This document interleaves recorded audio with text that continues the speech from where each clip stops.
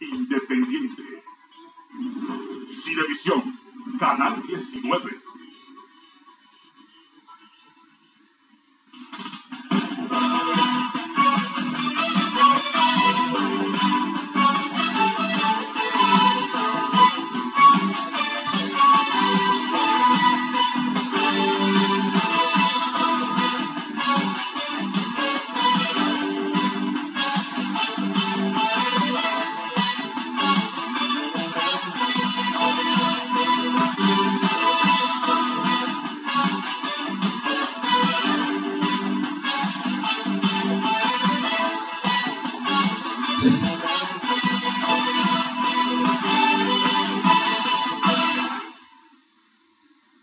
Pues amigos, gracias por estar con nosotros aquí en Los Poderes.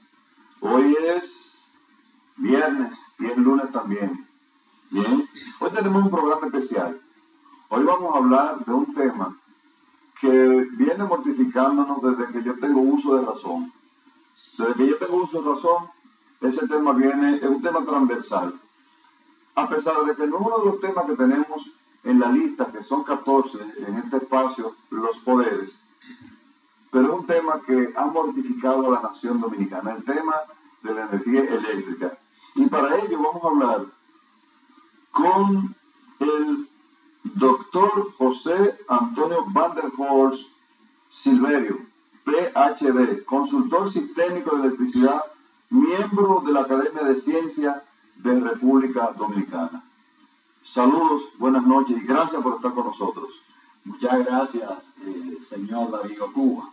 Y a los televidentes también les agradezco que pongan un poquito de atención a este enfoque no tradicional del problema de la electricidad. Mire, eso es una preocupación permanente y probablemente este espacio servirá de taller. Servirá de taller para nuestras autoridades, servirá de taller para nuestro pueblo. Mire, desde que yo tengo uso de razón, el que yo recuerdo más, con más importancia, por decirlo de algún modo, es a Julio Sauri. Desde esa época yo estoy escuchando que hay problemas de la energía eléctrica en República Dominicana. Aquella chichigua. Después eran unos técnicos que tiraban sobre los alambres. Yo quisiera que usted me diera un briefing desde el inicio de esos tropiezos que nosotros hemos tenido con la energía eléctrica, desde el inicio de esos tropiezos, hasta ver qué nosotros podemos aportar en este programa del día de hoy. Sí, muy bien. Don Julio Sauri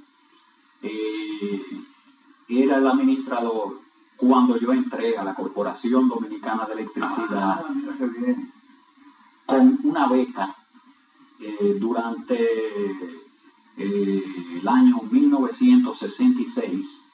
Yo estudiaba en ese entonces en la UAS y uno de mis profesores me recomendó para ir a optar por una beca que la Corporación Dominicana de Electricidad tenía. El doctor, el ingeniero a quien me refiero, Jacobo Antonio Tomé, que era miembro del consejo directivo y era mi profesor en la UAS. Muy bien. Entonces, parte de la idea era que ellos querían, era que yo estudiara, yo estaba estudiando ingeniería civil, que yo estudiara ingeniería eléctrica para que regresara a la CDE a ayudarlos a mejorar el sistema. Obviamente eso significa que ellos tienen la preocupación de especializar mayor cantidad de recursos humanos.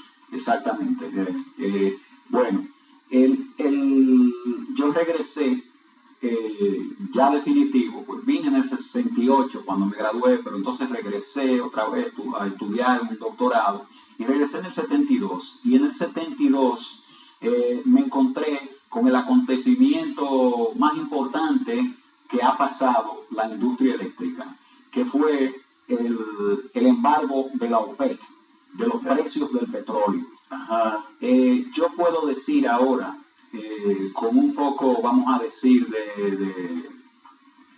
de alerta para la sociedad, que ese momento histórico cambió la industria eléctrica, y la cambió por las razones que voy a explicar ahora mismo.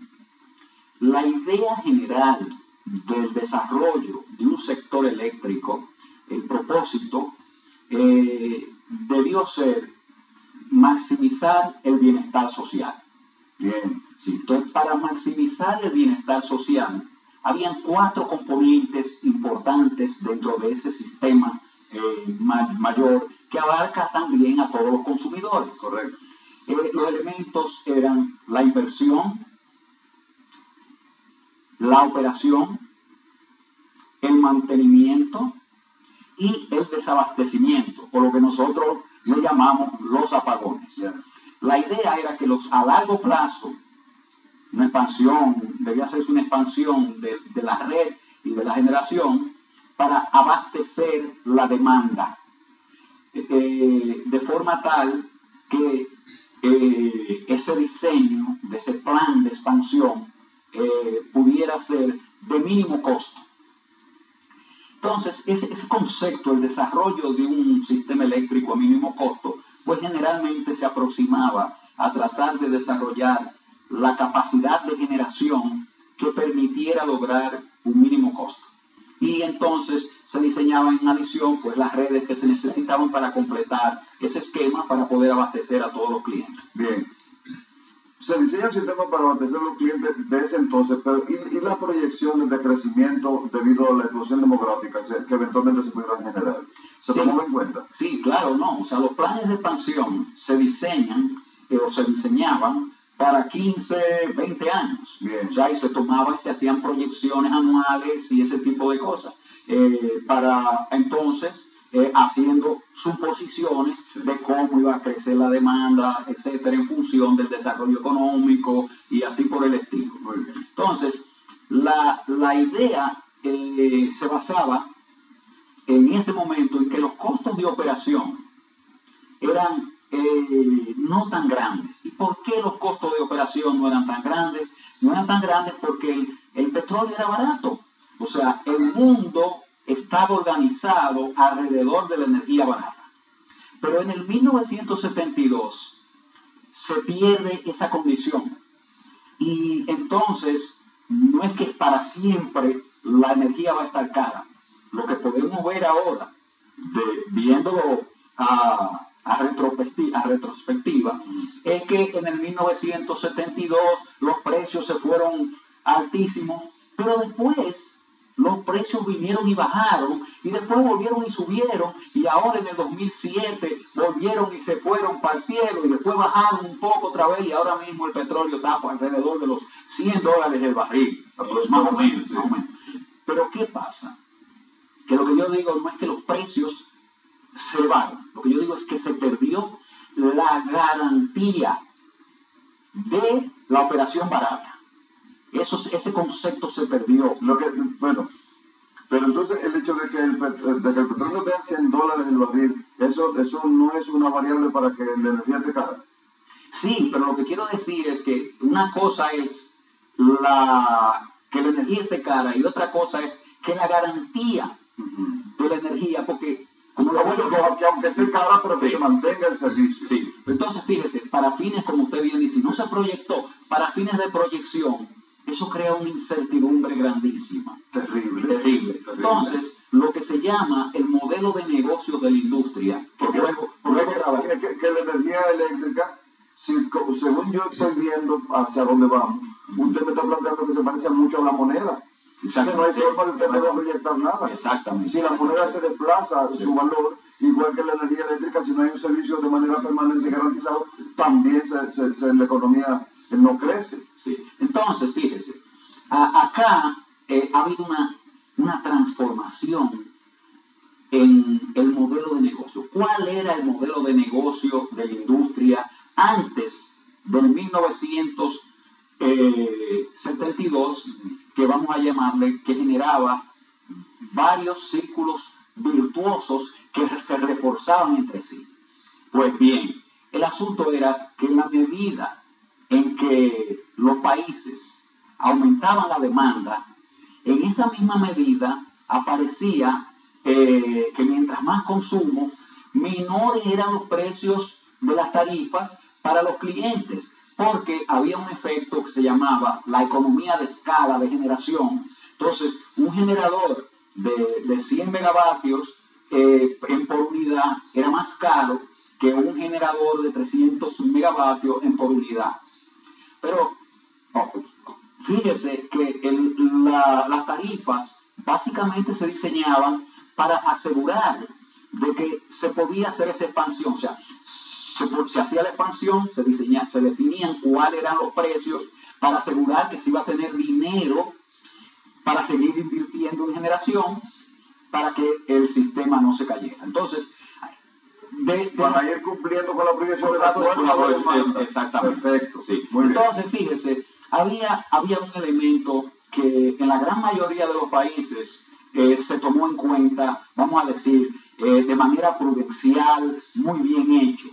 Y es que en la industria eléctrica, el asunto de los apagones es una cosa muy peligrosa, que usted se quede sin la capacidad suficiente en ese esquema viejo, porque los costos, aunque no para la empresa eléctrica, para la sociedad como un todo, en la medida que no se abastece la demanda completamente, el costo de ese abastecimiento se eleva y hace de que el costo en definitiva no lleve al máximo bienestar social. Porque el asunto es que si la energía se va, el medidor supuestamente debe pararse.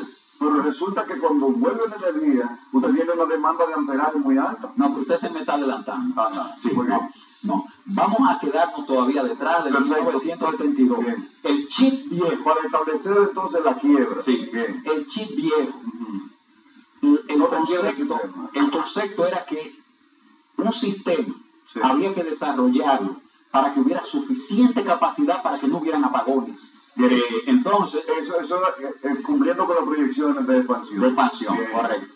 En el primer plan de expansión que nació en los tiempos de Trujillo, nosotros cumplimos esa expansión en un 85%. Se adelantó. Después de eso, se cumplió en un 50%, los próximos 8 o 9 años. Y después de eso se cumplió en 40%. Léase entonces 72, 82. O sea, el primero fue 56, 65. El próximo fue 66, como 72, 73, que no se cumplió, entonces se arrancó antes y ese llegó como hasta el 81. Esos fueron los 3 primeros. Eso se vio afectado también con los acontecimientos que se produjeron en el país, con la caída de Bosch. O se sigue ese plan de desarrollo. Yo creo que porque no era importante ese efecto es importante lo que yo le estoy diciendo. Bien. Sí. Lo que sí es importante es que a partir del 1972 el mundo cambió. Bien. Debió haber cambiado la industria eléctrica y los que toman decisiones debieron haber cambiado su chip. Bien. Pero no lo cambiaron. Entonces hemos seguido todavía que cuando hay un problema eléctrico, lo primero que se piensa, señores, nos falta capacidad de generación.